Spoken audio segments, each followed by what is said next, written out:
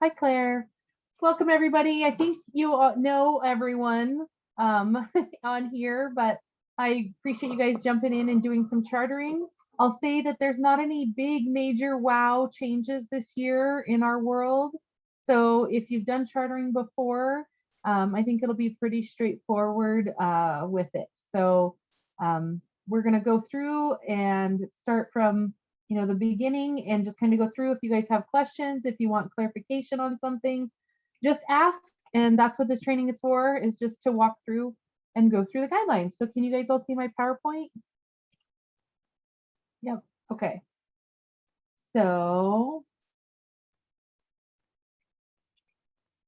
why do we do chartering? And I just wanted to, basically reiterate that we're part of the Colorado State University Extension. It's also part of the National 4-H program, and the 4-H name and emblem is protected by that nationally. And so we want to protect 4-H's name and make sure that we're doing everything up to par, as well as protect you guys as volunteers.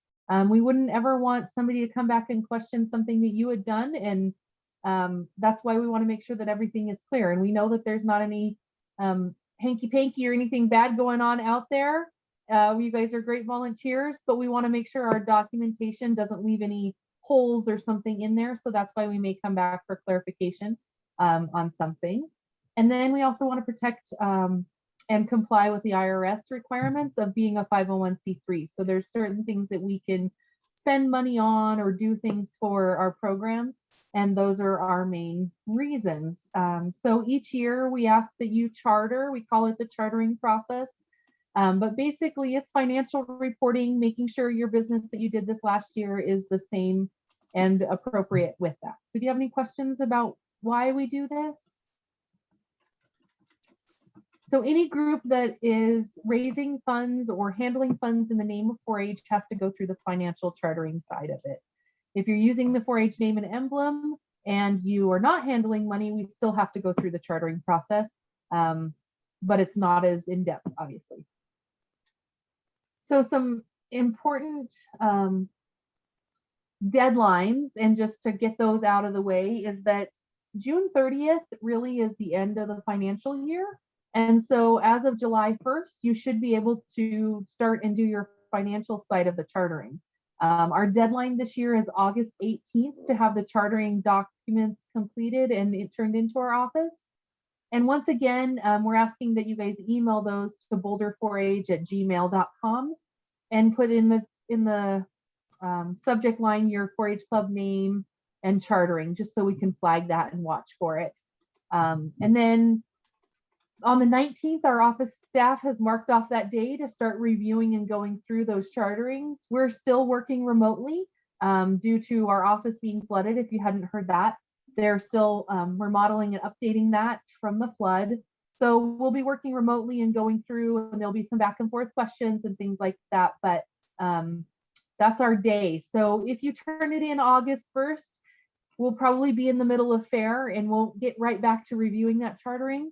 If you turn it in sometime in July, we may have a chance to look at it. But what we wanted to give you that on the 19th is when we're really going to take the bulk of them and start going through them. We didn't want you to be worried that something was wrong by not responding right away. And then the 19th through September 9th, that's when each of us will identify anything that we might need clarification on or any slight changes, and we'll be back and forth with our volunteers to have you update something, or maybe a signature was missing, or maybe we had a clarification. So we ask that you respond quickly to those emails, just knowing that by September 9th, we have to have everything scanned in a pretty nice package and sent off up to CSU. So that's kind of our final little part of that. And we may say, hey, can you get this back? If we talk to you on the 19th, we're not going to give you all the way till September 9th to get something back to us. We'll need it in a couple days, so then we can put your nice little package together and send it off. And to answer that question there, Valerie, I think that's who put it in there. Yes, please do have all of your monthly bank statements. We'll talk about that here in just a minute. Yeah, so where do you find the documents? And we'll get started. So we sent an email with the directions, and it included in that letter all of the links with it. So that's the chartering application instructions. So there's a certain one that was sent for all of the general clubs. That's this first one. The second one was for a new club, which I don't think anyone on here is a new club. But then there's the team or the council's chartering application instructions. And then we also have this chartering worksheet that both teams and clubs will have to fill out. So if you go to our 4-H website, boulder4h.org, and then on the right-hand side, there's a thing called Leaders Resources. That's a quick link to where it's at. But you can also go to the Word document that we sent to you in your email. And when you pull that Word document up, these are hot links if that in the file. Let's see. Can you see my Word document now, or is it still my PowerPoint? Word document? Okay. The Word document. So in this Word document, it'll have the instructions here, but then as you go down and look at each of the items to check off, these are hyperlinks right here. So you can click on this Word template for the bylaws, or you can click on this PDF and it'll open it directly to those documents. We have them linked in here because some documents we may have updated for Boulder County. One of the budget ones was kind of weird and everyone was always confused over it. So we made it a little simpler, and that's why it's linked in here with that too. So this is the email that I sent out with all the Word documents in each of those steps. I just wanted to show that to you, that each one of these is a hyperlink for however you want to do that. So any questions on where to find the documents? So there's 11 complete items that you need for success for chartering. And the ones I have on the left are required by the state, and they're provided by the state for the most part. And so there's the bylaws, the financial report, which is an Excel file, 12 months of bank statements. The state requires 1 to 2 months, depending on where your cutoff balances were. But we found when we have questions, it's just easier to have all 12 months so that we can help direct in that direction from the very beginning. So a couple years ago, we started asking for the 12 months of the bank statements. Sometimes that can be challenging for you guys to get with online banking, with trying to get them all together. So start on that ahead of time and try to get those together if you have them with it. Oops, let me go back up. The annual review, and we'll go through all of these. But then these ones on the right are Boulder specific. We have our club or our team leader intent form, and that's just asking if you guys are coming back. Please do, we love you. Then there's the club chartering worksheet application. In the past, this is the information that you guys would actually type into 4-H Online, but we've taken that step off, and as an office staff, we're actually entering that information in for you. And so that if the state rejects it, it comes back to us and we can help you through that process of getting it updated. So we took you guys out of having to do the 4-H Online part, but we do ask you to fill out the worksheet. There's the annual charter renewal form, which is a Boulder County form. And this has a few steps on it. We'll talk about it a little later. But as you complete these 11 different steps, it's important to know that they all need to be typed. You can have hand signatures or digital is acceptable too. Yeah, those are acceptable with digital as well. But for the most part, everything needs to be typed in here. If a form's not working for you or something, let us know. I create the PDFs every year and there's always something funky that comes through. So let me know and we'll try to get that updated for you. So the first thing on that list was the bylaws. New this year is that if you don't have any changes from last year for your bylaws, you do not have to resubmit them and have them signed again. But what we do want you to do is just make a note, either in the email that you send to us, or it can be a blank piece of paper that you just write, you know, Clover Club 4-H group, no bylaw changes for 2021, just so we know that you didn't accidentally forget them. But just let us know that you don't have any changes.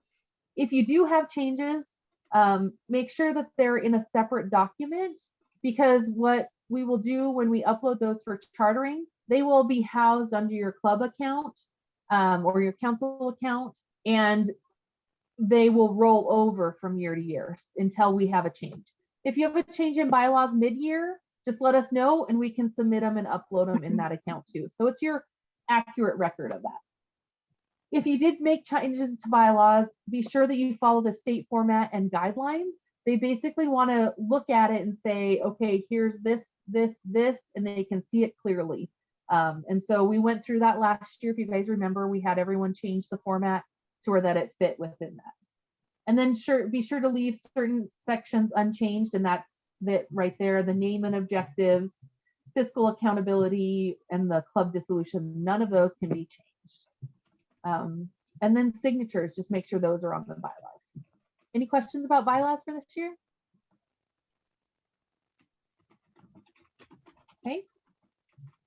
So moving on to the financial report. This is the Excel one, and a lot of times this takes a bit of time to look through and find and get all your information together. But the biggest part is July 1st through June 30th. So July 1st last year through June 30th. Be sure you use the ending balance from chartering last year for your beginning balance of this year. And Lisa, am I correct in saying that you had emailed those out to most of the clubs and groups last week? Mm-hmm. Yeah, okay. That's so true. Everyone should have their ending balance from last year. Everybody but Kendra, and I could not find that balance because her packet was not uploaded from last year from the state. So they're getting that taken care of. As soon as I get that, I'll send it to her. Okay, sounds good. And I may have that in my files. I thought maybe you did. We just haven't been able to connect. So we'll get that. Okay. Kendra, we'll get that to you. And then another side is to also make sure that all your accounts are listed. Sometimes people may forget a savings account because they always use their checking account, and the savings account might just be required for their bank to have $20 in there. Well, you still have to list that within that. And that'll also include if you have any PayPal accounts or anything like that, those are included on this list as well. So make sure that you include those. Even though they are connected, generally speaking, to your checking account, make sure that you provide that accounting information with your bank statement piece, please. Correct. And so you'll need 12 months of PayPal as well as 12 months of your checking account balance or your bank statements. Do the EINs match? That's an important thing that sometimes numbers get switched around. So double check that on your forms. On the financial report, are there 2 signers that are currently enrolled 4-H volunteer leaders? 2 are required, and you'd be surprised that people sometimes get laxed and think, oh yeah, I signed up.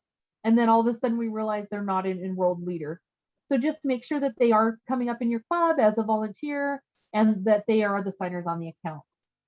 Or you can they have to be 2 leaders or youth, but the youth are not required, from 2 different families. So you do have to have 2 leaders, and then you can, that should say, and a youth if you would like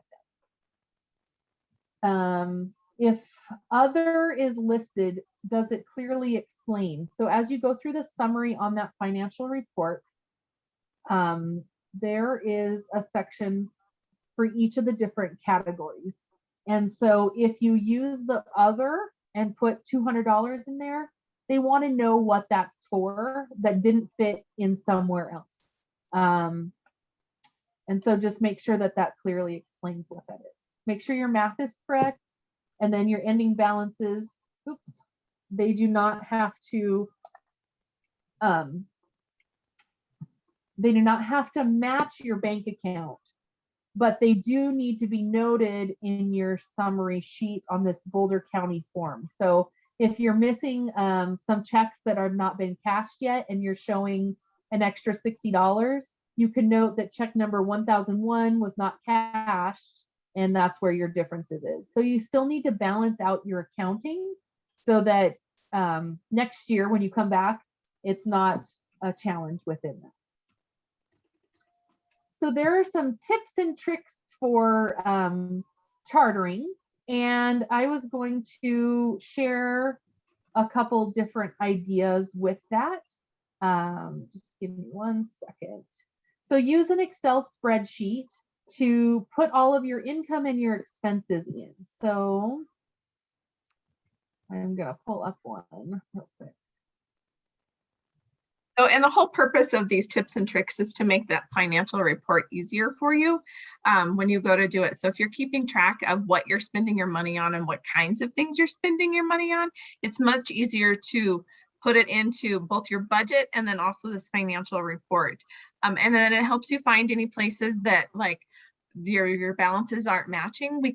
You'll actually be able to see exactly where those locations are. I would say probably 90% of the time, this is how we find all of the financial discrepancies, is by doing this. So if you do this on your end, then we don't have to do it for you and find that for you. So that should take out a lot of that back and forth that we end up doing and have done in the last recent years, I would say. Did you have your? Sorry, mine is not, yeah, it's not coming up in here, and I thought I had it right there, but give me 1 second.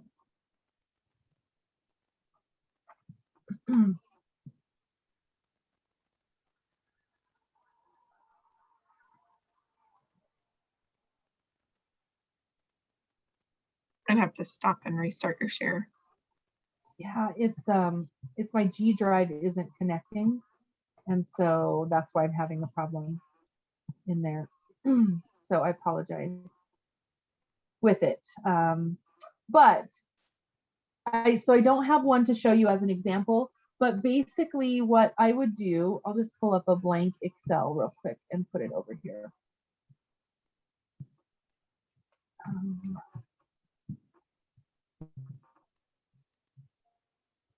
So this is the financial report, and the area that I'm talking about is right here under annual income, your activity and event fees, your donation and grants, your contributions. So what I would do is I would take a new Excel sheet and I would say income, and then item, and then category, amount. Okay, so maybe this was a fundraiser or a carnival fundraiser, or actually no, it was $220, and it was a carnival. And your category for that is going to be one of these right here: an activity, donation, fundraising, membership dues. So if you go back, then it would be, that would be a fundraiser, and your amount would be $220. So you can either put it here or you can put it over in this amount like that. And then say you had membership dues or February dues, and then it's under your membership with it, 4-H dues and fees. So you could have multiple different times. So dues and fees. And then you have dog fees. That's still going to be dues and fees. You might have shooting sports fees. That's still going to be dues and fees. So then when you come over here, it might be 75, it might be 160, and you might have 200. So then you're going to have this summary, and you can sort by this category of all that you might have within this account. Let's see if I can get this a little bit smaller. And I am more than happy to send you one that's already set up with all of these different categories once my G drive is working.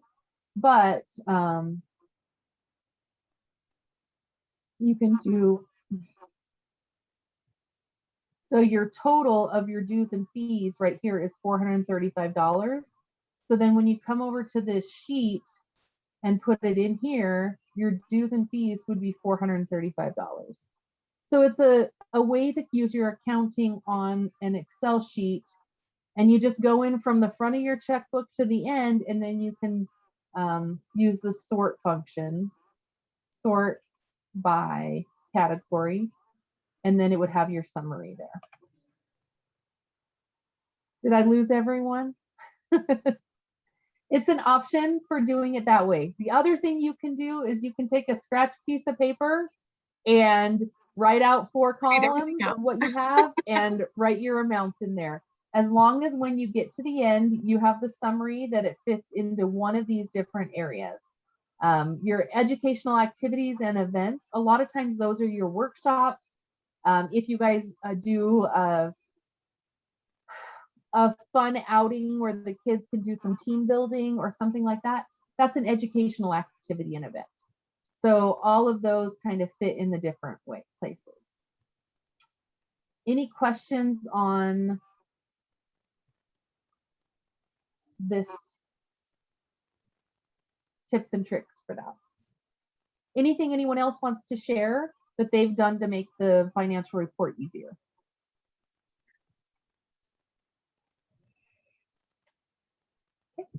All right, let's keep moving. Yeah. So bank statements, I kind of touched on this in the beginning.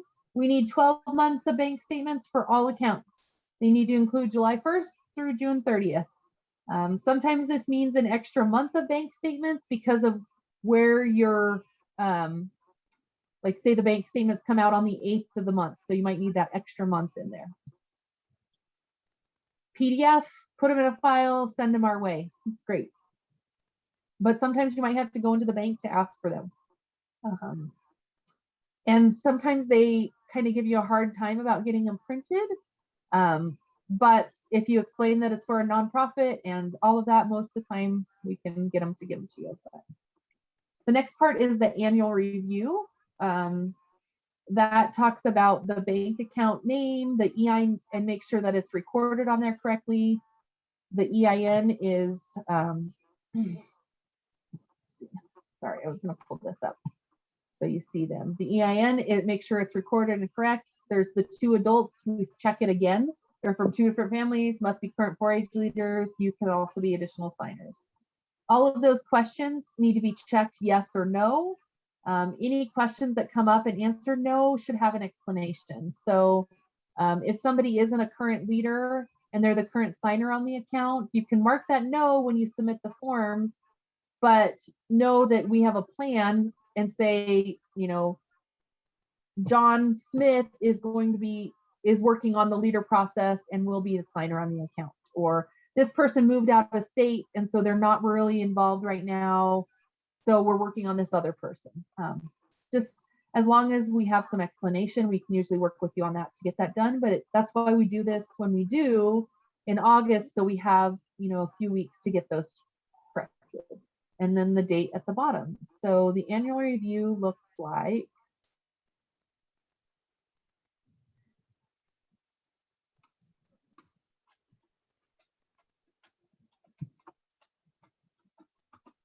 this document. And so you can type in your club name and all of that information as you go through. And you can do electronic signatures or hand sign it as well. And so the reviewer is you as the organizational leader. You can have another person in your club do that review or another leader within it. Brenda, none of those check boxes work. Well, they didn't on my computer. Okay. You may need to, did you download the PDF or are you doing it in the window? I ended up downloading both of them. I gave up on fighting it, and I wasn't going to go in and work on it because I know I still got a little bit of time. But I know I think it was that I had trouble with the check boxes, and there was another on one of the PDF forms you couldn't type in on any of the lines.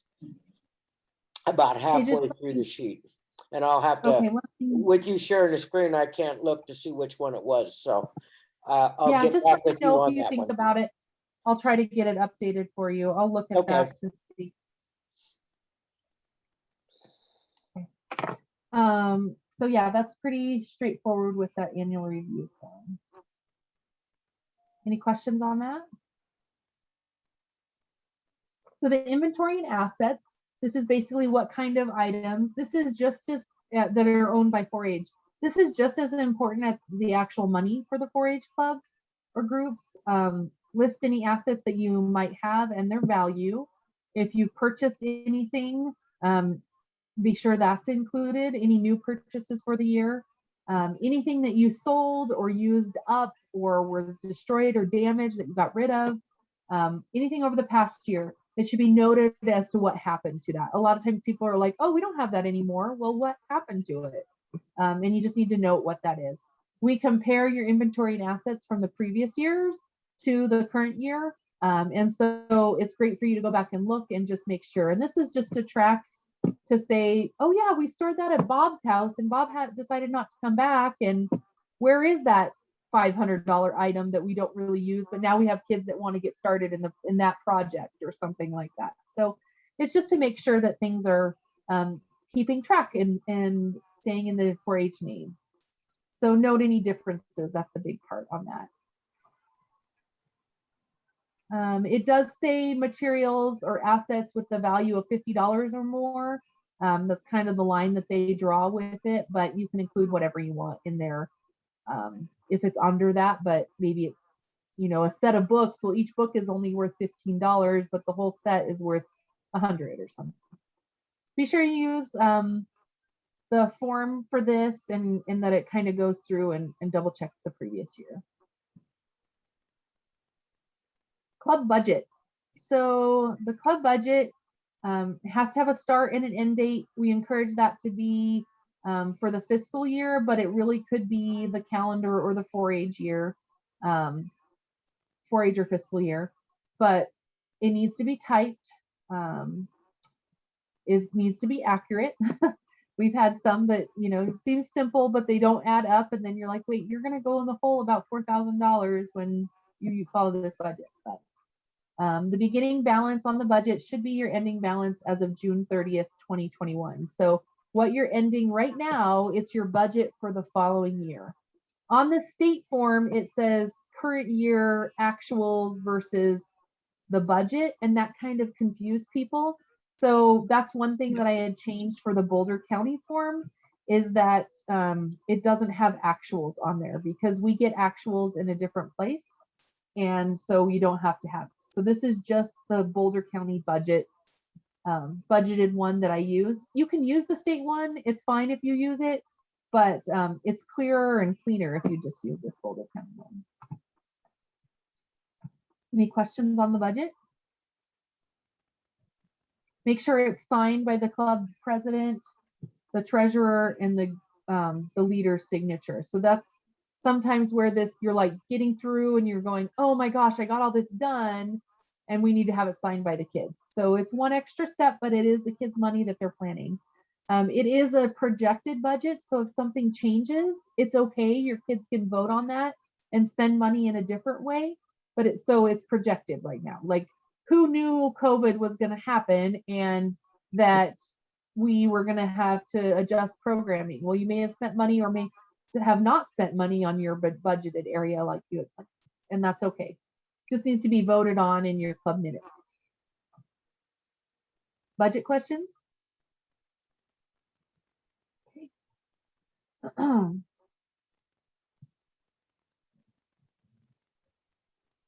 The annual plan. This Sorry, hey Gayla, yes, that should be the budget form linked in the document. And Betsy, we would have to, sorry, before we jump ahead there. Yeah, you're fine. As far as the Boulder County rabbit judging team bylaws, do you know if any exist from previous years? We could probably pull them up as an example. Okay, thank you. Also, I apologize if I missed it, but I didn't see anything about this until I received the email today. So if there was something earlier in the month, could you send that to me, please? Yeah, absolutely. The chartering information, is that what you're referring to? Yes, thank you. Thank you. We'll do a reminder. Okay, great. Are we good on the questions? Yeah, I think so. I think I answered you, Gayla, right? Oh, yeah. Yeah, the budget form within the document. Yeah. Yeah, and I'm reviewing everything. for that everyone could possibly have, but there are instructions for teams versus councils versus clubs. So this annual plan, this is an example of an annual plan. It can look different for you guys. It doesn't have to be this in-depth with everything that's on there, but it does need to be a plan. What is your business agenda can be? What are your program agendas? When are you going to do your community service and that kind of thing on here? So we would like to have every month has to have an entry in that. So you need to have at least 12 months through here. But even if you were not meeting in December, you just say no meeting. So we at least know what you're going to plan for that month. But I encourage you, this can be an excellent tool for planning. It's a great way for parents and other volunteers to brainstorm and get some ideas about great programming in your club and get some buy-in, maybe delegate some of your plans or ideas so that you can do on that. And let's put it in February, and then they can help with your planning so it's not always on your shoulders. It's also great for the kids to look at all of their ideas and what they want to do with stuff. So if they really want to have that fundraiser, okay, let's back it up and see when they have to plan that fundraiser to make sure that information gets out correctly. So that's a great tool to use, and we just ask that you guys think ahead on that as well. Any questions on the annual plan? Okay. Like I said, it doesn't have to be on that form, but that's a starting place for it. Affirmative action.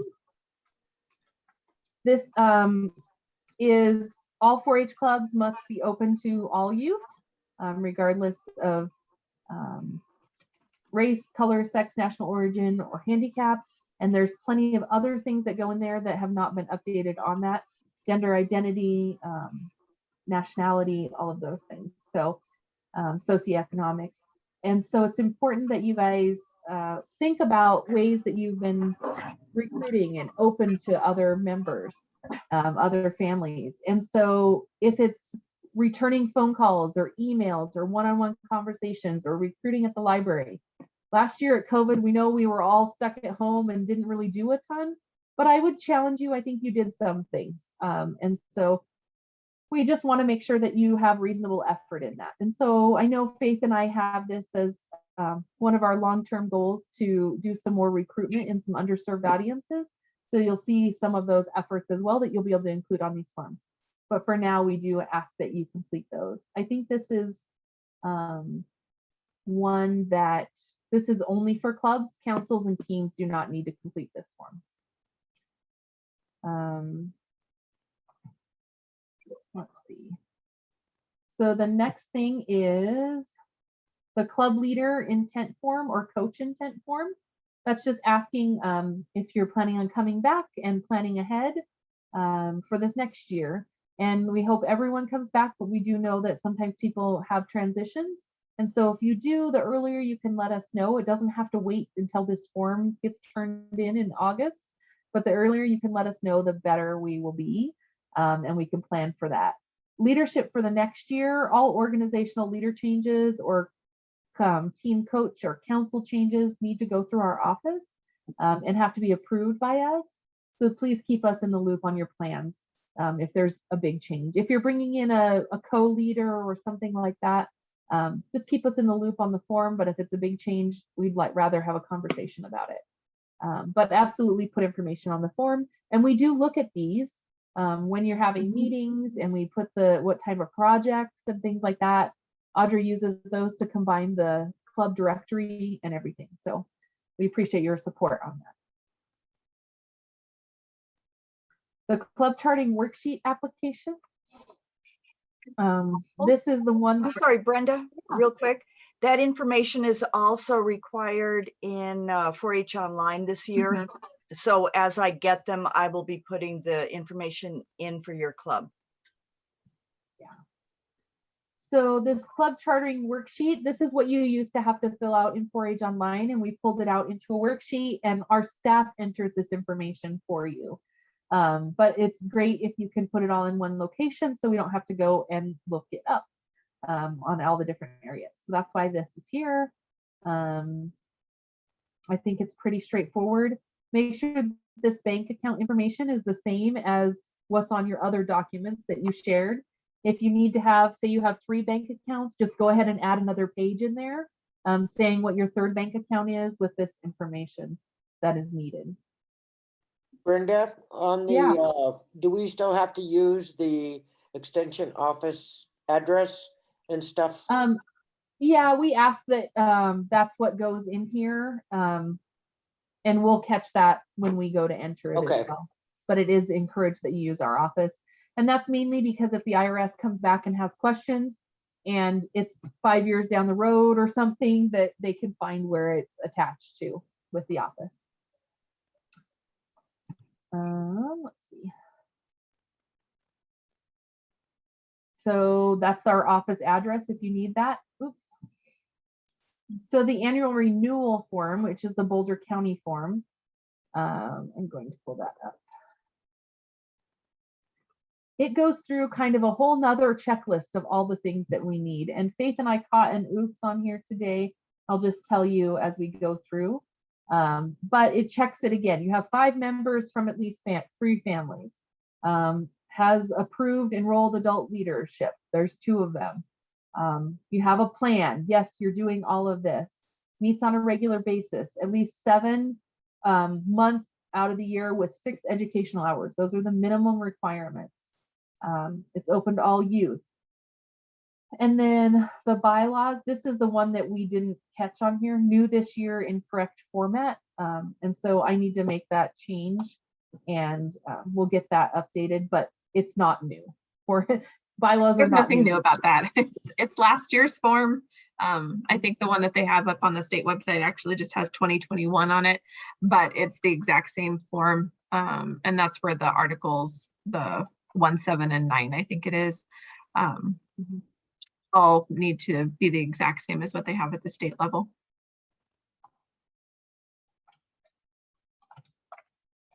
Okay.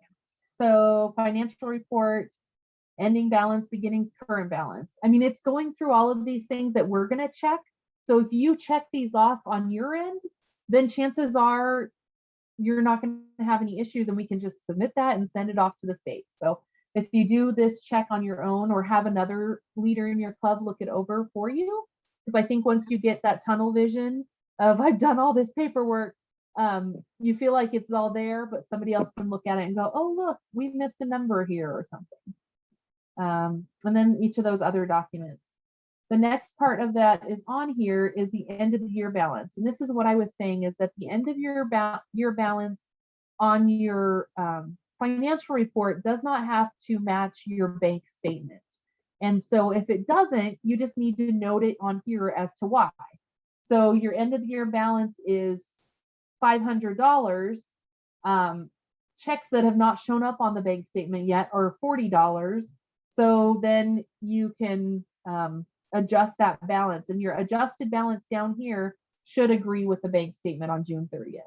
So this is your checks and balances on this sheet to make sure that if there's something outstanding that isn't either deposited or showing on a deposit, but it was truly part of that last year's financial year, or if it's hasn't been, checks haven't been cashed, which is mostly what it is. You have an extra $50 that are in there. Yeah, this is just where you explain if there's any discrepancies between your bank account and the financial report. So that's the copy of this in here, just to showing the ending balances show that discrepancies. Also on that form is the carryover request or the long-term spending plan. How did I say this? Let's see.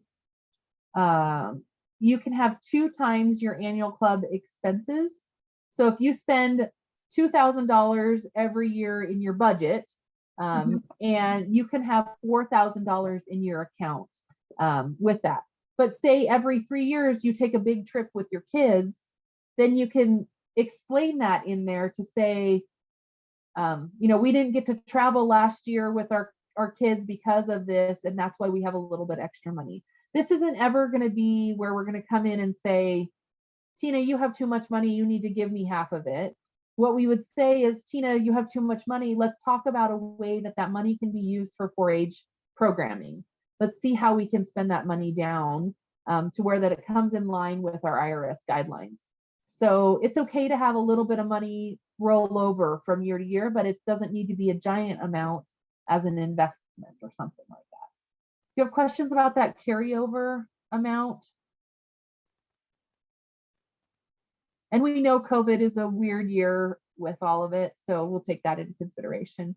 I would say, yeah, I would say that if we're seeing like amounts of money that don't meet your expenses this last year, we understand that you didn't do anything with the money, so we're not expecting it to be spent.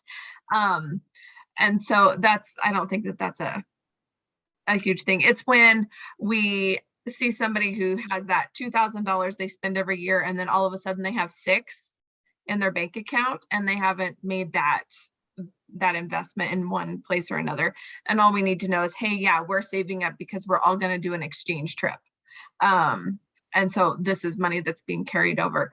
Or it's, oh, we got this big donation from one of our families and we're trying to figure out a way to spend this. And that's where we have that conversation about where that money should go and be best used by the club. Not that we actually have any things. And the reason why we do this part is because our organization is nonprofit. So if it looks like we're making profits and not actually spending on educational activities for our kids, then they'll come back. I should say they will. They could come back and say, okay, you're nonprofit, but you're carrying these huge balances. Why? And this is just kind of that balancing act there too, to kind of make sure that we're following those 501c3 rules for being a nonprofit. Gayla, your question, I think you can just explain, due to COVID, we didn't do this, so we have an extra amount of money this year. I think even last year, after we had this conversation with a couple clubs, there was one group that we had to explain to the state as to why they had a larger balance. And we had that conversation with the group, and that was the question. Each year we'll have to send a report where we have a large amount of money and it doesn't match up. I think those are small. I think you guys are all in line with what you're doing appropriately now, so you shouldn't have to worry about it. Yeah, and I think actually that group was like, we're planning on doing a national trip and it didn't happen. Like, I'm pretty sure that's what it was. So the next thing is save all those documents and email them in. Electronic signatures are okay. PDF or Word documents or Excel files are all accepted as part of that. Email all the documents in one email, pretty please. Because if we get multiple emails and it's not making sense, when we go to review that file, it's really hard for us to piece it together. So if it's all in one nice little package, it saves us. And save it with the title of your club and the subject line. Most of the time we know whose email goes to what club, but it's great to have that on there as well. Would you rather have it all scanned in one big lump and you guys pull it apart if you need to? That would be the easiest, Tina, but we're not putting those limitations on you guys of having to have it that way, because we know that it's hard for us to get them all in one PDF. So if you can do it, it's great. But printer anymore. So Lisa has a little scanner on her phone that's been scanning all of our documents and everything that we need. But if you can do it, we love that it's all in one. Keep your bylaws separate. That's the one part of it. But there should be if you can't, it's not a requirement this year. Yeah, I would say that you could do, you could attach 3 different files. One would be your bylaws if they've changed. 2 would be the chartering packet, and 3 would be your monthly bank statements, because we don't upload those right? We just keep them on file. We upload one, but that's okay. Yeah, we upload one. So yeah, it'll all work out. However, you send it to us if it's all in one email. So it's all in one little email. We'll find it. As long as we get it all at once, it's better. Yeah. Because trust me, we've had some volunteers who have sent them piece by piece and multiple emails and, oh, I messed up here and had to send it back. And it's a little bit of a headache, but we work through it. So we appreciate if it's all in one. So I think we just want to say as a staff, thank you guys. We know chartering isn't the most fun time of the year, but we definitely appreciate you guys working with our kids and working with our clubs. And please ask questions and connect with us if you need any help. Our biggest suggestion is start early and don't procrastinate. And then eat the elephant one bite at a time. That's all we can do. And if you take it piece by piece and try to complete it out, ask for some volunteers to help you with it. The kids can do part of this in your group. And if you do a little bit at a time, it'll help make it happen. So I put this up here. Was it clear as mud? Any questions that you might have?